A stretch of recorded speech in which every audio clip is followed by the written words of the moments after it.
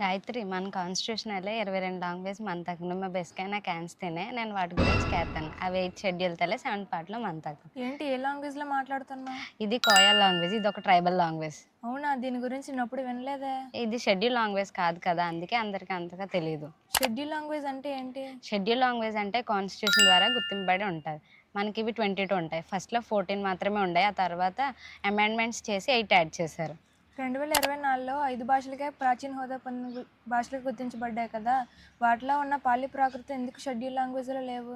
హే అవును కదా ఏమో నేను ఎప్పుడు వాటి గురించి అంతగా ఆలోచించలేదు నాకు కూడా వాటి మీద అంత అవగాహన లేదు సరే అయితే మన ఇద్దరం వెళ్ళి అంజీ సార్ని అడిగి తెలుసుకుందాం సార్ 2024లో 5 లాంగ్వేజెస్కి ప్రాచీన హోదా పొందినగా గుర్తించారు కదా సార్ దాంట్లో ఉన్న పాలి ప్రాకృతంకి ఎందుకు షెడ్యూల్ లాంగ్వేజెస్లో లేవు అయితే ఇక్కడ షెడ్యూల్ లాంగ్వేజెస్కి క్లాసికల్ లాంగ్వేజెస్కి చాలా డిఫరెన్స్ ఉంటుంది. ఏంటంటే క్లాసికల్ లాంగ్వేజ్ అంటే ఆ భాషని ఒకే ప్రాంతంలో ఎక్కువ మాట్లాడే వాళ్ళు ఎక్కువ మంది ఉండాలి.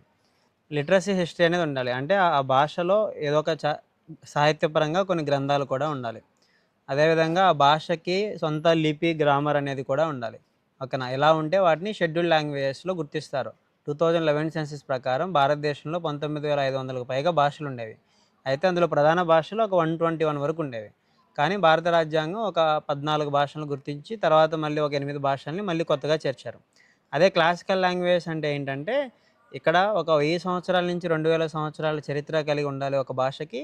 అందులో లిటరసీ హిస్టరీ అనేది కూడా ఉండాలి. ఎంతో కొంత సాహిత్యం అనేది కూడా ఆ భాషలో ఉంటుంది. అయితే ఇక్కడ ఏంటంటే ప్రస్తుతం మాట్లాడే వాళ్ళు ఎవరు లేకపోయినా సరే అంటే ఏవో ఆ 1000 సంవత్సరాల క్రితం మన బుద్ధుడు గౌతమ బుద్ధుడు పాలీ భాషలోనే ప్రచారాలు చేశారు. అదేవిధంగా జైన మతంలో వర్ధమాన మహావీరుడు ప్రాకృత భాషలో ప్రచారం చేసేవాళ్ళు. కానీ ఇప్పుడు మాట్లాడే ప్రజలు ఎవరు లేనప్పటికీ ఒకప్పుడు మాట్లాడేవాళ్ళు కదా, అలా వాటి క్లాసికల్ లాంగ్వేజ్గా గుర్తింపిస్తారు. అదే షెడ్యూల్ లాంగ్వేజ్లో చేర్చాలి అంటే ప్రస్తుతం కూడా మాట్లాడే వాళ్ళు ఎక్కువ మంది ఒకే ప్రాంతంలో ఎక్కువ మంది నివసిస్తూ ఉంటే అలా వాటికి లిటరసీ హిస్టరీ ఉండి దానికి సొంత లిపి ఉన్నప్పుడు షెడ్యూల్ భాషలో చేరుస్తారు.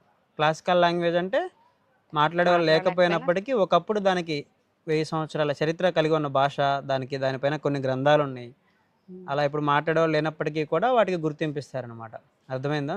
Okay sir